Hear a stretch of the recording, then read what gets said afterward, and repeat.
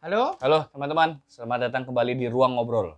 masih dalam rangkaian Ya, Shinkai ya. Fest-nya Ruang Ngobrol ya. Pekan pekan Sebenarnya bersama Makoto Shinkai. sebenarnya ini salah sih kontennya itu. Kan Ya. kemarin kita itu ngonten 5 cm dulu. Kan Heeh. harus secara urutan kan Eh, ini kan. Ini tuh kita review Children Who Chased Which Lost is Lost Voice? Voice. Aku lebih suka ngomong bahasa Jepang ya karena judulnya lebih singkat. Lebih singkat Hoshio Kodomo. Hashio Kodomo. Nah, eh, makanya kan sebenarnya kan sempat lupa, tapi nanti rilisnya tetap urut kok, Ya. tenang aja. Nah, kenapa sempat lupa? Karena emang film ini tuh forgettable. Ya cukup forgettable loh teman-teman. Karena film ini rilisnya jelas setelah 5 cm ya. Di era dimana awareness orang terhadap karya Makoto Shinkai udah terbangun. Tapi ketika karya ini rilis pun sampai kemudian pertama kali di sekitaran tahun 2014 ya, aku pernah cerita mulai nonton anime dan salah satunya Makoto Shinkai, tidak banyak juga orang-orang yang mau membahas. Ya kan. Termasuk Tidak ada yang membahas jelek loh, tapi kayak ya udah hilang aja dari ada. percakapan. Nah, kalau aku kan yang ngikutin Shinkai sejak 2009 ya, 2008 kan. Jadi film ini tuh masuk radarku. Oh, oke. Sejak trailernya tuh radarku masuk. Dari lebih urut nontonnya. Nah, ketika nonton, aku ngerasa ini apa? Ini maksudnya kan ekspektasiku adalah ala-ala 5 cm kan. Betul. Selain itu kan khazanah perfilmanku dulu kan juga belum seluas sekarang kan. Makanya aku nonton itu kecewa banget karena aku tidak mendapatkan tragedi. Tragedinya ada, aku tidak mendapatkan sendu. Kalau buat ini itu cerita Daris, kalau ceritaku ini kaitannya dengan tanggapan kami bahwa film ini cukup forgettable. Aku ngerti film ini dari internet, ada listnya, terus ada teman juga yang menyarankan gitu. Saking forgettable-nya, temanku menyarankan Jo nonton film Ghibli yang ini. Ya, tapi bisa dijelaskan teman-teman. Karena emang Hoshio Kodomo ini filmnya Ghibli banget ya. Iya, dari segi tema. Dan bahkan dari segi desain karakter juga. Jadi emang di sini tuh Shinkai naik kelas lagi. Setelah 5 cm per second tuh kan filmnya backgroundnya bagus kan, cuman desain karakternya kurang. Nah, di sini desain karakternya udah bagus. Tapi desain karakter ini maksudnya secara fisik ya, secara gambar. Fisik, orangnya. Iya, tapi masih belum dapat signature-nya dia lah. Masih berasa dia tuh sedang berusaha meniru orang lain. Masih ini kan upayanya untuk menjadi Hayao Miyazaki ya. Yang kemudian dia sadari kalau enggak deh, kayaknya enggak. Karena tanggapan publik terhadap film ini juga suam-suam kuku. Tidak dibilang jelek. Divisif juga enggak. Tapi ya udah, kayak enggak ada. Ya udah hilang begitu aja udah. Kemudian di Koto no Hanoniwa dia kembali bertaji, kembali orang-orang membicarakan. Emang dan itu kan bagus banget emang. Nah, soalnya kalau Shinkai itu kan memang hallmarknya storytelling-nya dia kan adalah relasi antar manusianya itu kan. Dan semakin kesini, semakin ke Suzume memang skala filmnya semakin besar. Tapi sekali lagi memang titik beratnya adalah relasi antar manusia. Sementara di film Hoshio Kodomo ini, skop relasinya itu dan skop konfliknya itu luas banget ya. Iya. Jadi filmnya ini kan tentang seorang anak yang kehilangan. Ya. Yang kehilangan, kemudian dia mencari cara untuk mengatasi kehilangan itu. Dalam artian membangkitkan orang mati. Kemudian ini ada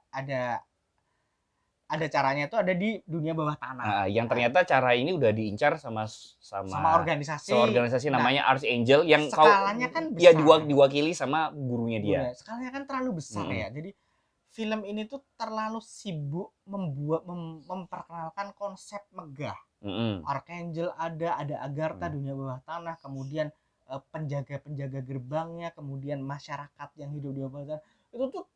Itu tuh bagus banget. Iya, dan kemegahan ini memang terwakili sih. Secara visual memang terwakili, cuman secara narasi tuh jadi semuanya tuh kayak ada karena ditempelin aja. Kita nggak dapat hatinya gitu loh. Nah, tapi kemudian ada tapinya. Setelah nonton Suzume, kemudian aku nonton ini, aku merasa memang ini memang sebenarnya film agendanya Shinkai yang dia belum matang ketika membuat, jadinya ya kayak gitu. Agenda dalam artian dia punya misi untuk mencoba gaya storytelling tertentu ya? Enggak, Ah.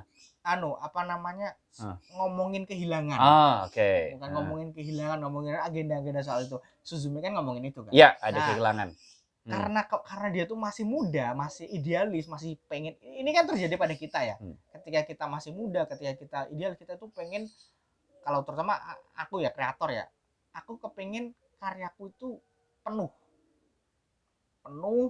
terlihat cerdas, terlihat keren, terlihat indah juga. Makanya aku jadi lupa bagaimana menyederhanakan cerita, membahasakan cerita itu ke audiens.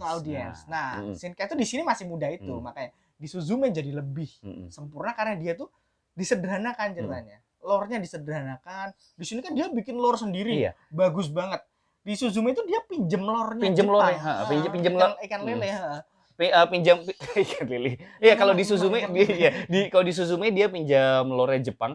Kalau di sini betul-betul lore sentris kalau yang di Hoshio Kodomo. Makanya vibe filmnya itu seperti Mononoke Hime dari Ghibli. Iya, karena film-film Ghibli kan terkenal dengan ya lore sentris kan.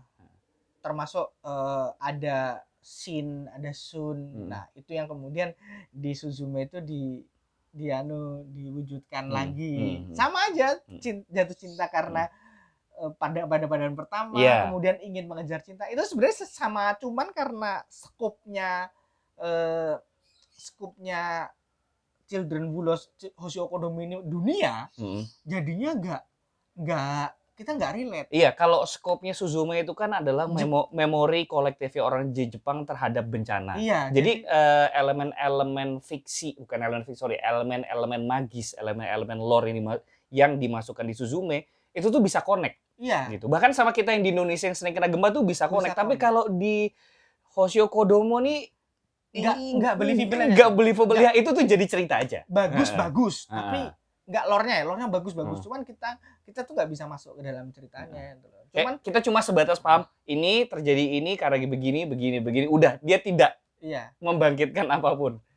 Cuman ya itu setelah nonton Suzume, nonton ini, aku tuh jadi lebih bisa apresiasi. Karena emang ini tuh upayanya Shinkai yang nggak kesampaian karena emang simply dia belum matang aja. Ini tuh salah satu titik perkembangannya Shinkai. Makanya aku jadi bisa jauh lebih mengapresiasi dibanding dulu. Dulu tuh kalau ada orang rekomend ke aku, tonton Hoshio Kodomo nggak usah. Tapi kalau sekarang, aku yang udah nonton Suzume, tonton Hoshio Kodomo. Karena kalau kamu suka Shinkai, Hoshio Kodomo itu salah satu filmnya dia yang menurutku paling berpengaruh untuk kepribadiannya, untuk dirinya, karena dia jadi sadar lemahnya dia di mana. Kemudian dia jadi belok, mematangkan diri di tempat lain sampai akhirnya matang di Suzume. Betul, sepakat teman-teman. Film ini tuh nggak gagal, tapi dia jadi paham, aku itu kurangnya ini. Mungkin kita kan coba ngintip karena otaknya Shinkai ya. Pekarya itu kan memang at some point, terutama ketika dia udah dirasa atau merasa ajak dengan suatu style, kan ada suatu poin di mana dia akan mencoba hal yang baru kayak gitu. Dan itu wajar teman-teman.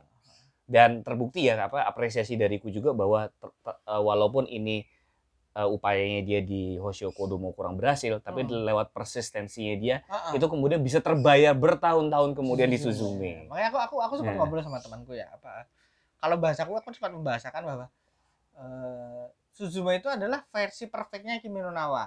Nah, setelah nonton ulang ini, kemudian diskusi lagi juga sama beberapa teman, enggak. Suzume itu adalah versi perfectnya Hoshio Kodomo. Itu kalimat yang lebih itu kalimat yang lebih tepat. Karena mirip banget. Ya, karena terutama mungkin dalam konteks menempatkan lore ya, dan berbicara soal kehilangan juga mungkin. Berbicara soal kehilangan, terus tipe karakternya mirip.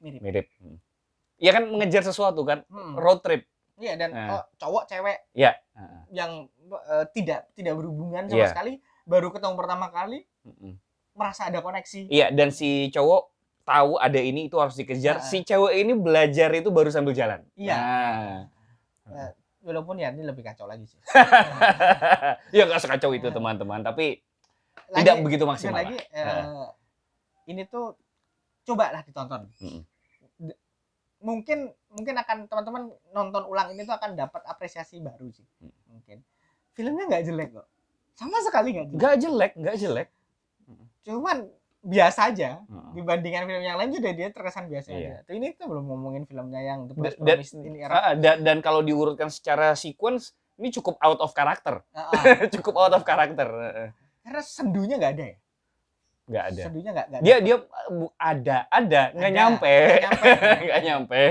Adegan ketika apa namanya Pak Gurunya itu kan dalam tanda kutip gagal itu kan sebenarnya sendu ya. Cuman nggak nyampe aja. Karena emang emosinya nggak nyampe. Dan ini salah satu film Shinkai yang lagunya nggak inget. Aku juga. Iya kan? Aku juga. Kan filmnya Shinkai lagunya nggak inget itu kan masalah ya. Apalagi itu ini kan film setelah 5 cm. Yang mana setelah 5 cm tuh lagu itu adalah elemen penting dari film Shinkai. Iya. Ini tuh kita nggak inget lagunya. Karena emang saking nggak connect-nya antara lagu, antara film, antara cerita sama antara lore dan antara background tuh nggak connect-nya aja. Tidak ada yang maksimal, semua serba nanggung. Semua serba nanggung. Ya tapi ini apa ya, apresiasi Shinkai sebagai ini cara dia berkembang. Kalau orang suka Shinkai kan emang suka orang itu kan harus whole ya menyeluruh ya dari dia awal sampai kemudian dia progresnya dia sampai saat ini gitu. Jadi makanya kalau penggemar Shinkai itu memang wajib nonton ini untuk memahami seperti apa sih Shinkai itu. Untuk memahami perkembangan Shinkai ya dengan gimana dia memadukan elemen lore, elemen memori kolektif, elemen interaksi manusia, terus mengejar cinta segala macam. Itu aja. Nggak kepanjang kan, nggak gitu panjang karena memang nggak begitu banyak yang tidak begitu banyak yang bisa dibahas. Oke, thank you teman-teman. Sampai jumpa di konten Shinkai kita selanjutnya. Setelah ini harusnya 5 cm per second. Ya, betul. Itu so far konten kita yang paling panjang. Ya. Ngomongin Shinkai. Kenapa paling panjang? Tonton aja. Ya. Jangan lupa like, subscribe, sama komen bagaimana pendapat kalian soal film Shinkai yang ini. Apakah kalian mau nonton ulang atau tidak? Thank you teman-teman. Sampai jumpa di konten kita selanjutnya. Ya, bye.